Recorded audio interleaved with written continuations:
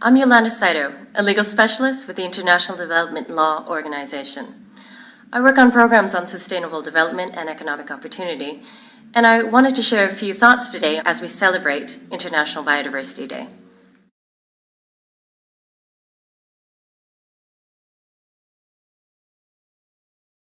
We all depend on biodiversity. Whether we take medicines, we work in a job like carpentry in a grocery store, or as a biotechnologist, or we just enjoy good food, clean water, a walk in the woods, a dive in the ocean.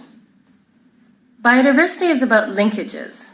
It's about that circle of life called an ecosystem, each component dependent on the others to thrive.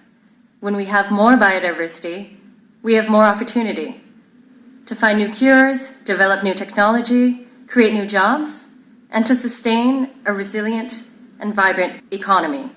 Conversely, when we lose a plant, we lose a tree, we lose a bird, we don't just lose that plant, tree, or bird. We lose a link in that circle. We lose that opportunity. And in that, we make human existence less resilient and more fragile. I think we did get it right. We just focused on it wrong. In 1992, we agreed to an international convention that said we needed to do 3 things to save biodiversity: conserve it, sustainably use it, and share its benefits equitably. Since then, we focused on conserving it. We've decided we were going to fight for national parks, save endangered species, and that's the best that we could do. But at this point, we need to go beyond that. We need to look at those extra elements. We see the Galapagos Islands where there's giant tortoises, there's iguanas, and there's infamous blue-footed boobies.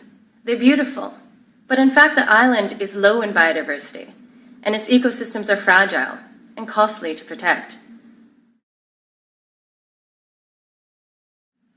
Biodiversity is the foundation of economic opportunity, and we're not talking about the type of opportunity that people fight over resources till they're gone and move on. Survival of the fittest, tragedy of the commons. We know them all too well. We're talking about economic opportunity that is sustainable and has a future. Law can play an important role in achieving sustainable economic development. We've documented laws that show that biodiversity can create new jobs, especially in poor and vulnerable communities. In Kenya, traditional fishermen are legally empowered to work with government to manage and to enforce their own fisheries management plans. In Bolivia, the forest law makes sustainable forest practices the legal baseline.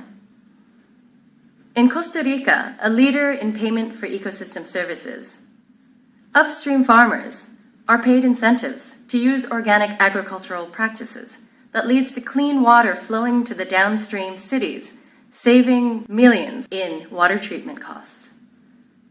Law can provide that confidence, those incentives that people need to stop competing and start shaking hands, working together with confidence.